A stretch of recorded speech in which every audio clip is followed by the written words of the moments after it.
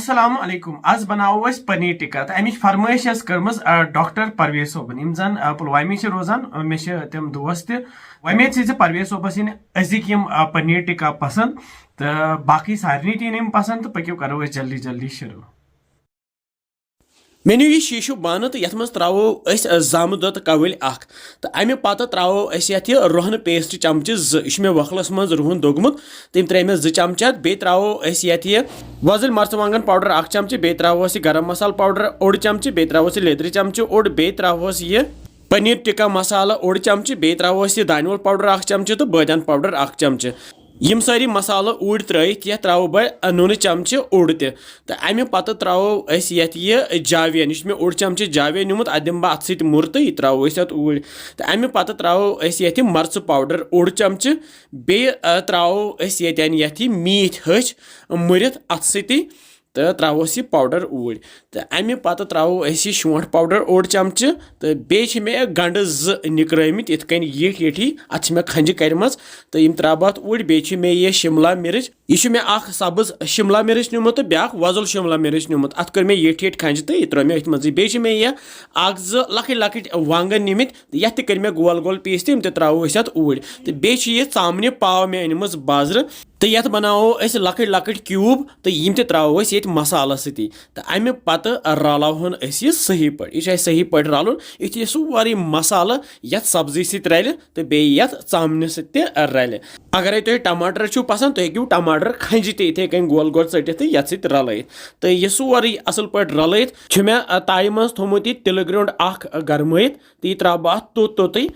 तो अमे पत रलावन यह बे सही पे युथ यह तेल यथ मसाला सत रल तो वन थवन 1 घंटस मैरिनेट करने बापत तो पे थो यथ ढकन तो थवन 1 घंटे साइडस कुन तो यप 1 घंटे गसित तुल बह ढकन थोद तो यप मे तम सीख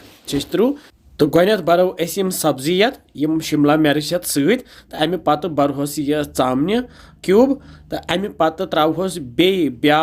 लेयर यह शिमला मिर्च तो गंड पत बरहोस बे चामन पीस तो करहन बंद तो बनो यह तुज तो यथे कन बनाहोक बाकी तुज तह दम तो यप थो मे जलित इंगीट यह फलो फल तो यम तुज थवक बह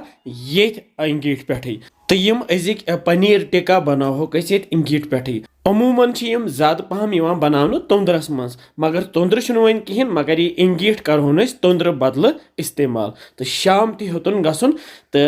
यप सन पनीर टिक्का गसान तैयार वो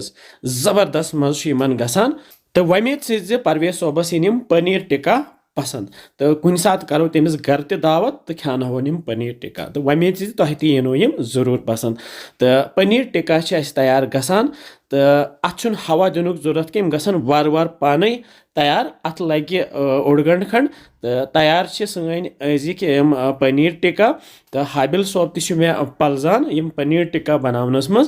तो यम वन तैयार कड़ प्लेटस मज तो यपर अन मे त्रामो प्लेट तो कड़होक यमो सीको मज नबर तो थवोक ये प्लेटस मज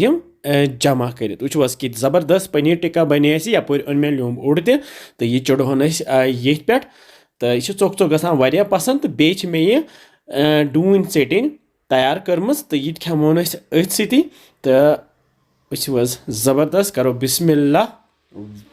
मज़ेदार तो वमेद तुह आसनो अजिक पनीर टिक्का पसंद आमित तुह तनजो तो इंशाल्लाह समखो बे जल्दी तुह थो पन ख्याल बिहु रबस हवाल अस्सलामु अलैकुम।